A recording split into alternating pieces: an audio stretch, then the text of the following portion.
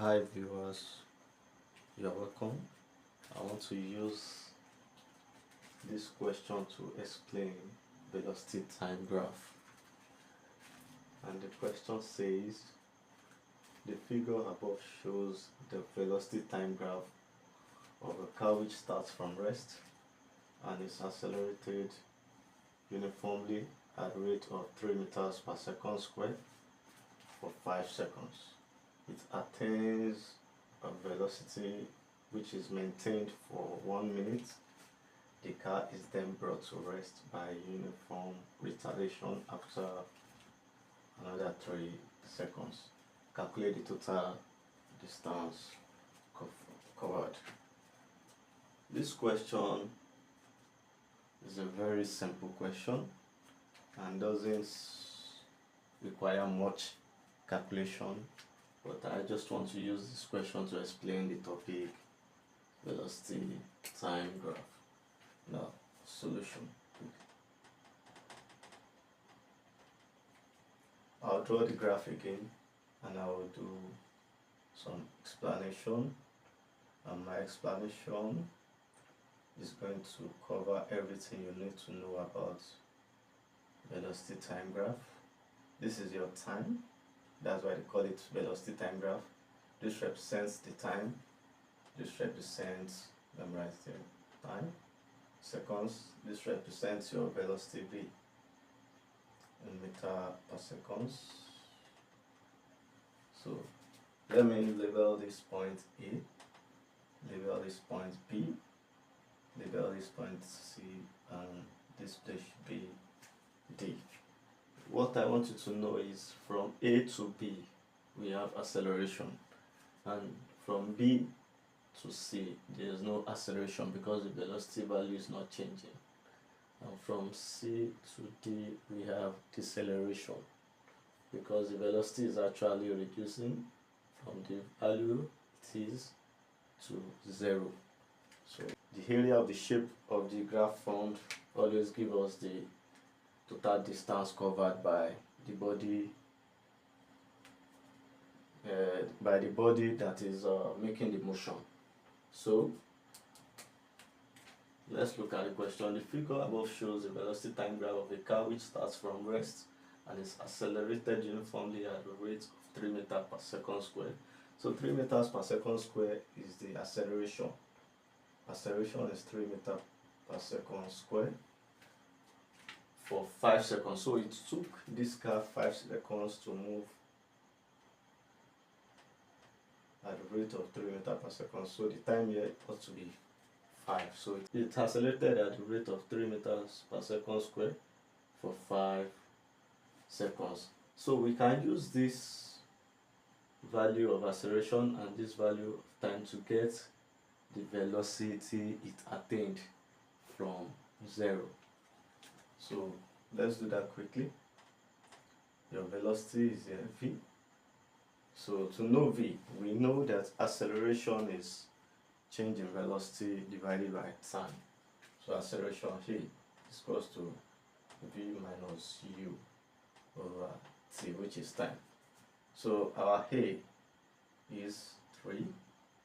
Our velocity at this point is v. We don't know it. We want to know it. Our initial velocity, that's because we were told in the question that the car starts from rest. Definitely, and rest means the initial velocity is 0. So our initial velocity is 0, and the time it took it to accelerate is 5. So we are just going to substitute the values into the equation and solve for v. And at this point you cross multiply. Cross multiply. Therefore, our v minus is equals to 3 times 15, 3 times 5, and it gives us 15 meters per second. So 15 meters per second. So this is the value of v. The value of v is 15 meters per second.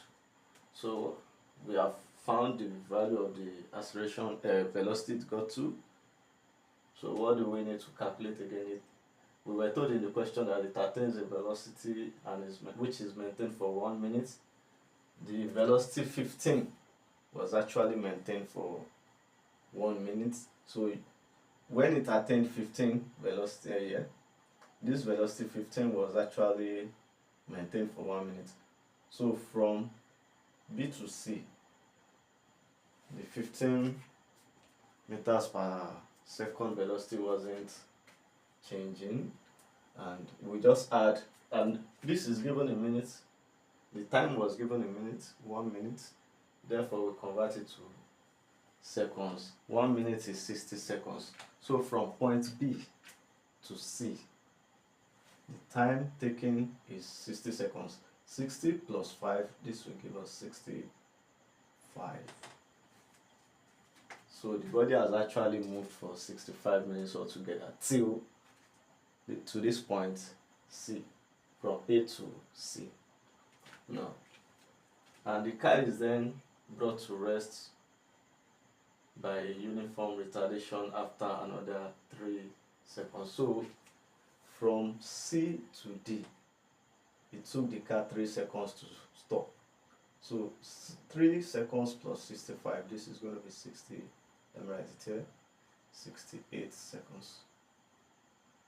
68 seconds.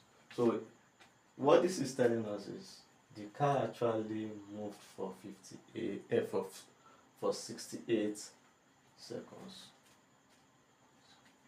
We are now told to calculate the total distance covered by this car. The total distance covered by the car, as I said earlier, is the area of the shape of the graph. So the area of this shape has a name, and the name is trapezium.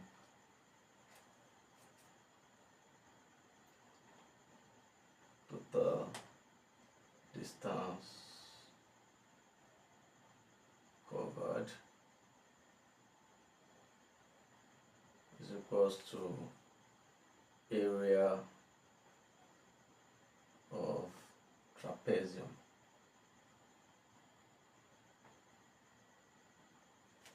And the formula for calculating the area of a trapezium is equals to 1 over 2, open your brackets, A plus B, close the brackets and write H. Okay, I'll draw a trapezium, and I'll use it to explain how you use this formula. So I'll just draw something quickly. This is trapezium. The length of this head is A. The length from this point, okay, let me use arrow to indicate it. The length from this point to this point is your B, and you have the H, which is the height of the trapezium. So using this, you can now solve the question easily. So the total distance covered, S, will be 1 over 2, open your bracket. What is A? A is from B to C in the question, B to C. So we have from 5 to 65, which is 60. And B is supposed to be from 0 to 68 plus 68, close the bracket, and your height is from this point to this point, from 0 here to V, which is 15. So write 15 here. So S is equals to 1 over 2 into 128 multiplied by 15. And then the total distance is 1 over 2 into 64 multiplied by, 1 over 2 shouldn't be there again. Now 1/2 multiplied by 128 is 64 multiplied by 15. And 64 multiplied by 15 is supposed to give us 960 meters.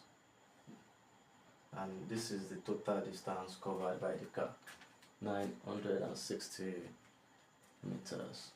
So just to have a recap of everything we've done, the velocity time graph is going to look like this. This is the acceleration from point A to B. Note, since the body is starting from rest, the initial velocity will be 0,